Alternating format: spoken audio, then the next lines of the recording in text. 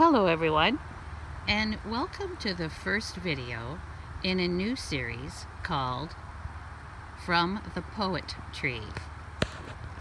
The idea for this series came to me because I'm currently living on a piece of property owned by my sister-in-law, Ruth Weber.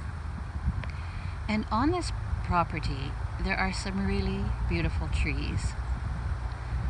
So I thought maybe I could do a short series of poetry videos from the perspective of some of these trees.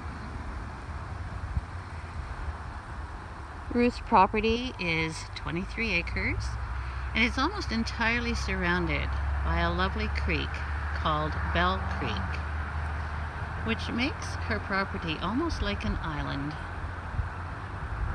It's a wonderful oasis that is adjacent to a busy intersection, a busy concession road. So you might pick up the sound of some traffic, but I'm hopeful that you will be more aware of the sounds of nature, like the breeze passing through these trees and the sounds of the water.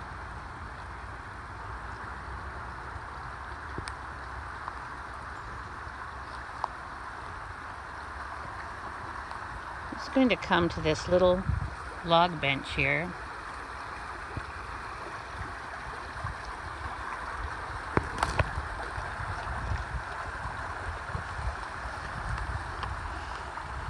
I hope you're having a great weekend. This weekend I'm really aware that the upcoming week will see the start of a new school year, and what an experience that will be. So I decided I would dedicate this first video to all the teachers and the students who will be embarking on quite an experience. I wish them the very best, that they'll find the creativity and the stamina to deal with all the restrictions of COVID-19, and that everybody will have a safe, happy learning experience. Because I'm dedicating it to students, I thought I'd start with a poem that was written by one of my former students. His name is Matthew Giamu, and I taught Matthew in grade 1.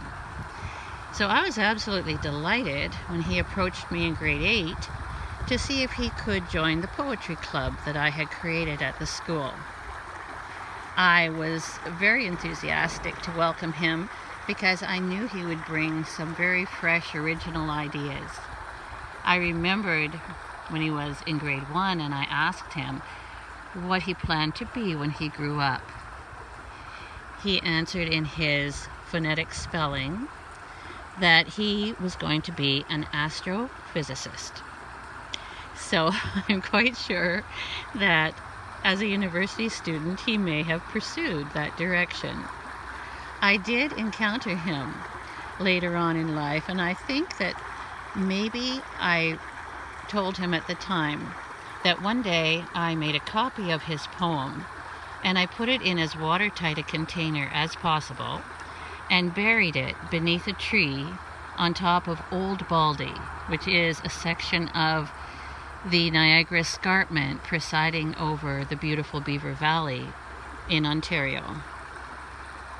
It was just a whimsical idea that I thought of, that maybe someday someone would actually find the poem, or if not, it could just always remain there as a testimony to such a clever young man. Tree by Matthew Giamu. Tall as a mountain, strong as stone, leaves like a fountain, limbs like bone. How long have you been here? How long will you stay? Where will you go when your life fades away? Can you sense things around you? Can you hear what I say? Do you feel the wind flow as you gently sway? Is your life one of silence, or do you speak to the breeze? Oh, how I wish I could understand trees. Tall as a mountain, strong as stone, leaves like a fountain, limbs like bone.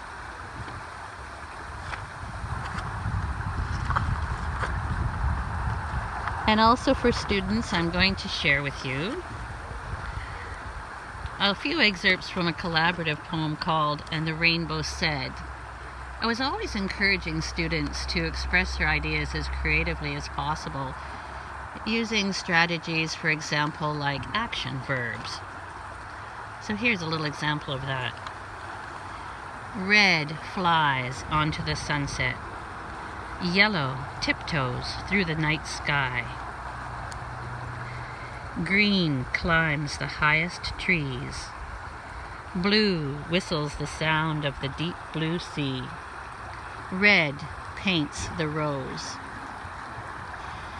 And this poem, which is composed of one line from each student in the class, also includes some examples of metaphor.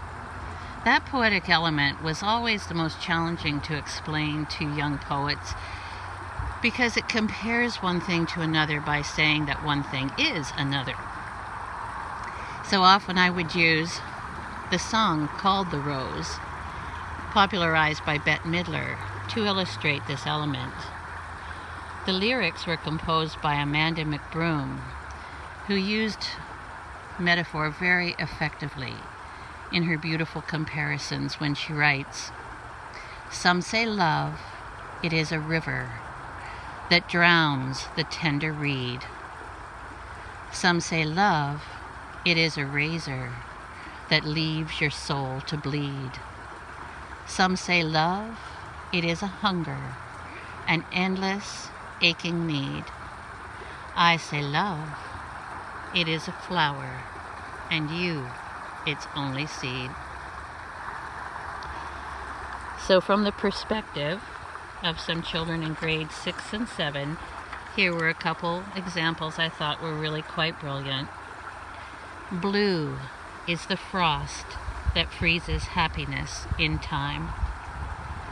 Yellow is a box of personality waiting to be unveiled. So as I think of all those boxes of personality waiting to be unveiled by their teachers in the coming weeks ahead, I wish you all the very best. And I'm going to close with an example of a prayer poem. I wrote some of these at one point and sold them to a site called prayables.com. And this site is designed by a wonderful woman named Susan Diamond. It's an interfaith site, and you can actually subscribe to have a newsletter come to your email every day with beautiful, uplifting ideas. And Susan's given me permission, as she holds the copyright to my prayer poems, to share them with you as part of this series. So this is called Strength for the Week. As a new week stretches before us, may we look with wonder into the deep well of emotions you have given your children. May we withdraw enough compassion to heal another's broken heart, enough peace to quell another's fear, enough joy to celebrate another's victory, enough strength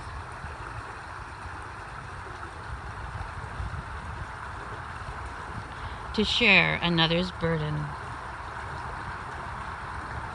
and enough faith to light a candle in another's darkness.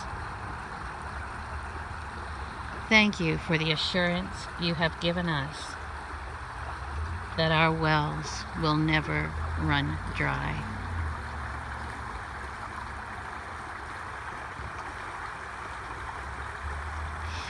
So thank you for listening, and I hope that you will come back again next Sunday for the second video in this series. Have a great week, everyone.